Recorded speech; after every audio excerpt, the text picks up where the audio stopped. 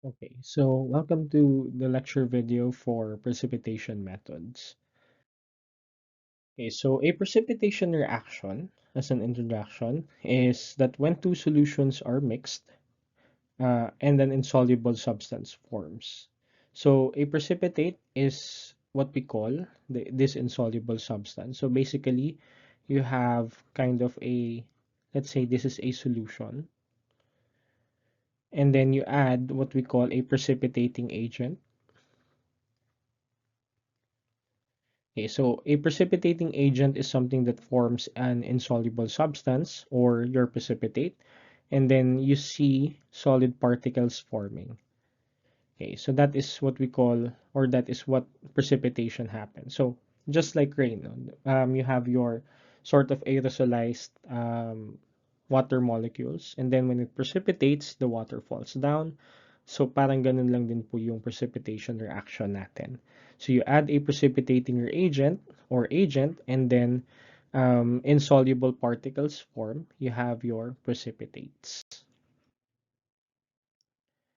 It is also known as argentometric analysis because of the use of argentum silver as one of the primary reagents. Now, the analyte is titrated with a standard solution of a precipitating agent in the presence of an appropriate indicator. Same with sort of titration. Now, the precipitation method applies the solubility product principle, which states that in a saturated solution of an ionic compound, the product of the molar activities has a constant value at any particular temperature and pressure. So remember, because this is the principle of precipitation. Now, the endpoint is determined kanina, or rather in the titration lesson, it is determined by a change in color. So this one, in precipitation techniques, typically the endpoint is determined by the formation of a precipitate or the appearance of turbidity. So this one is kind of similar.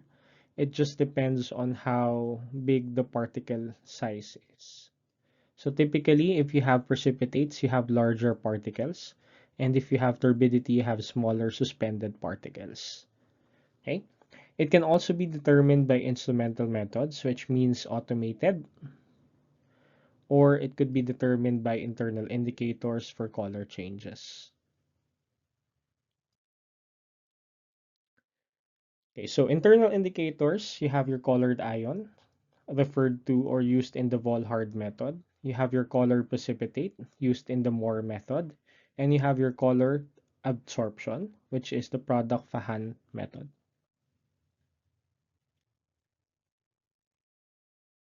So this is sort of a summary of the Volhard method, Mohr, and the Fahan method. So tandaan po natin yung other names. Volhard method is otherwise known as the colored ion. Mohr method is the colored secondary precipitate, and the Fahan method is the color adsorption product. So the titrant or the standard solution we use for the Volhard method, you have ammonium thiocyanate, you have silver nitrate for the Mohr method, and the Fahan method. The indicators, usually we use ferric ammonium sulfate for the Volhard, potassium chromate for Mohr, and you have your DCF, TEE, and AUSIN Y for the Fahan method. Secondary precipitates natin, you have ferric thiocyanate for Volhard, and then Mohr method, you have silver chromate. Endpoint, this is what we're trying to look for. You have your reddish-brown color for the Volhard method, white to reddish colored mixture for the Mohr method, and the yellowish-green to reddish-pink for the Fahan method.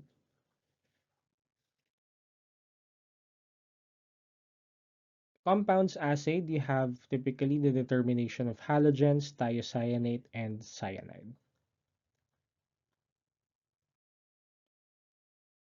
Our standard solutions, you have silver nitrate, colorless crystalline solid becoming black on exposure to light, a silver salt with powerful germicidal activity. And now it can be potentially used as a cauterizing or a sclerosing agent, particularly because of its germicidal activity. Next, you have ammonium thiocyanate, which is a colorless crystalline solid. Same with your silver nitrate. It is typically used in photography, as fertilizer, and plenty more other uses. Next, you have potassium thiocyanate, which is an important salt of the thiocyanate anion. Now, it has a relatively low melting point compared to other inorganic salts. Next, we have drying and igniting precipitates. Now, this happens after precipitation is complete. So, we dry and ignite precipitates to analyze them further. Okay, so again, most precipitation gravimetric methods were developed in the 19th century. Precipitation is the method of removing an ion from solution. So you have your precipitates over here. But again, it's very difficult to analyze our precipitates if it is still suspended in solution. So what we do is we dry it and we ignite it. Now, in precipitation gravimetry, in which case kapag sinabi po natin gravimetry, by the way, it is a combination of, or it is a compound word composed of gravi and metry, meaning we're trying to measure the force of gravity on a substance. So basically, tinitimbang natin or we look for the weight. So, when the precipitating agent forms, or when the precipitating reagent or precipitant is added to a solution that contains our analyte, the precipitate in most cases the precipitate is formed. Okay, and then we can measure the precipitate by weighing. Okay, so after the precipitate has been separated from the solution, it can in some cases be dried and then weighed. In others, it has to be dried and ignited before weighing. Okay, so the operations of drying and ignition and the necessary apparatus will be described. So in drying and igniting the procedure, after separating the precipitate from its supernatant solution, we dry the precipitate to remove residual traces of the rinsed solution and to remove volatile impurities. Now, the temperature and method of drying depend on the method of filtration and the precipitate's desired chemical form. Now, typically, ginagawa natin to for calcium, calcium precipitates to remove excess water and excess volatile substances. Okay, and usually, you placing it in a laboratory oven and heating it at the temperature of 110 degrees Celsius is sufficient to remove the water and the volatilized impurities. Okay, so higher temperatures require a muffle furnace, a Bunsen burner, or a Mecker burner, and are necessary if we need to decompose the precipitate before before weight is determined. So when we say decompose, now we're trying to separate it further. Usually, when we have a precipitate, we have a complex particle that includes a part of your precipitant and your analyte. So what we mean by decomposing our precipitate is that we want to remove the part that is the precipitant. So we want the analyte to be in its purest form. Okay, so next, a filter paper absorbs moisture. We must remove it before we weigh the precipitate. This is accomplished by folding the filter paper over the precipitate and transferring both the filter paper and the precipitate to a porcelain or platinum crucible. Now, take note that fritted glass crucibles cannot withstand higher temperatures and are dried in an oven at a temperature below 200 degrees Celsius. Okay. Drying and igniting the precipitate and using the glass fiber mats used in Gooch crucibles, it can be heated to a maximum temperature of approximately 500 degrees Celsius. So if you're looking to heat the precipitate further than or higher than 200 degrees Celsius, you use the Gooch crucibles. Precipitates that are dried below 250 degrees Celsius or ignited typically above 250 degrees Celsius, should be collected on filter paper, porcelain filtering crucibles, or silica filtering crucibles. The temperature at which precipitates are dried or ignited can be determined by the study of thermogravimetry. So you have three separate words: thermo, gravi, and metry. Using temperature and the pull to measure the pull of gravity is the principle of thermogravimetry. Okay, so again, this is a technique in which a change in the weight of a substance is recorded as a function of temperature or time. It is used in conjunction with other techniques like DIA or DTA, differential thermal analysis, gas chromatography, and mass spectrometry. Now, we're not going to be able to do this particularly because it's not very much related to our field. Um, the equipments in the laboratory are insufficient to perform these kinds of analysis. Crystalline precipitates absorbs water or solvent. It can be easily removed by heating the precipitates. So usually cuprous thiocyanate. Again, yung example kanina is calcium chloride, calcium oxide. So these are precipitates that can readily absorb moisture. And by drying and igniting the precipitate could actually give us a better yield. Okay. Calculating results from gravimetric data applications of gravimetric method. So, gravimetry is an analytical technique that uses precipitation reaction to separate ions from a solution. So, we've already established that earlier. Now, the chemical that is added to cause the precipitation is called a precipitant or a precipitating agent. Sometimes you might hear to people referring to gravimetry as simply gravimetric analysis. So gravimetric analysis is a broader class of analytical techniques. So basically, anything that you weigh, your analyte is considered to be gravimetric analysis. Basta ginagamitan po natin siya ng weighing scale, analytical balance, and so on and so forth. Basta we have weight or mass in consideration, it is considered to be gravimetric.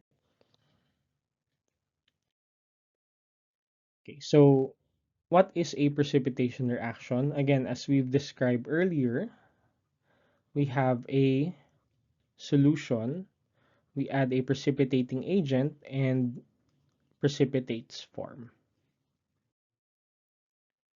Okay, so this is an example of solubility, or rather turbidity of insoluble substances. Okay, so basically nakikita po natin, no, you have turbidity in all three test tubes. And take note po, no, these are still precipitates. This is just not, yung mga smaller precipitates lang po ito. Meaning that they are not large enough to be seen by the naked eye. But if you look at them under the microscope, you're going to see that it's actually smaller particles suspended in solution, which causes the turbidity.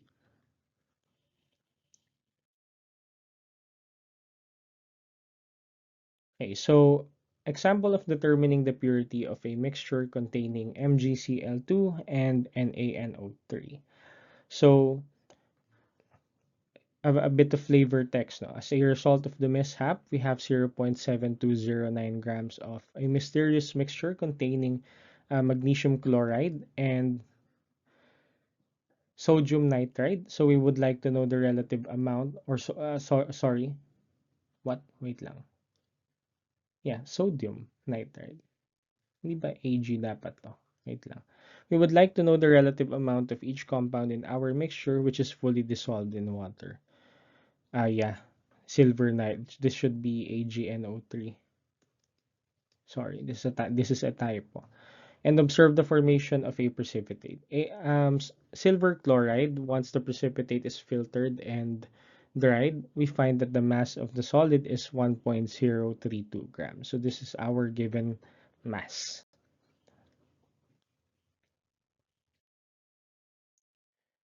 Now, what we can do is determine the mass percent of magnesium chloride in the original mixture. So since this is a stoichiometry problem, we have to have a balanced chemical equation. So we need to balance the equation first and make sure that the relative moles of each product and the reactant is considered. Okay, so this one is our balanced chemical equation. So it tells us that for every 1 mole of magnesium chloride, we expect to make about 2 moles of sodium, or rather silver chloride, as our precipitate. So we will use this molar ratio in our stoichiometric problem. First one is to convert the mass of the precipitate, sodium, or sorry, naipit ako sa sodium, silver chloride to moles. So since we are assuming that the mass of the precipitate in all of the silver chloride, we can use the molecular weight of sodium chloride to convert the mass of the precipitate to moles. So ito yung given kanina, 1.032 grams of silver chloride. Convert lang po natin siya to moles. We get 0.00721 moles. Excuse me. And then we convert moles of silver chloride into moles of magnesium chloride. And then finally, we convert the moles of magnesium chloride into the mass of magnesium chlorides, and we have our final magnesium chloride mass. Now, we can combine these steps as with our stoichiometric analysis during the preliminary period. If you're used to it already, then you can probably set up the equation like this. Now, we have to calculate the mass percent of the magnesium chloride mixture. So basically, all we have to do is add or use the answer we've gotten from our stoichiometric analysis and divide it by the total grams of the mixture. And then we have about 47.54 grams of percent of magnesium chloride in the mixture. Okay? So basically, that would be our precipitation techniques. A bit of stoichiometry involved, but only when trying to determine a certain amount of reactant for the product. Okay? So thank you so much for your attention. Thank you for listening. Hopefully, you've learned something new. We'll see each other next time.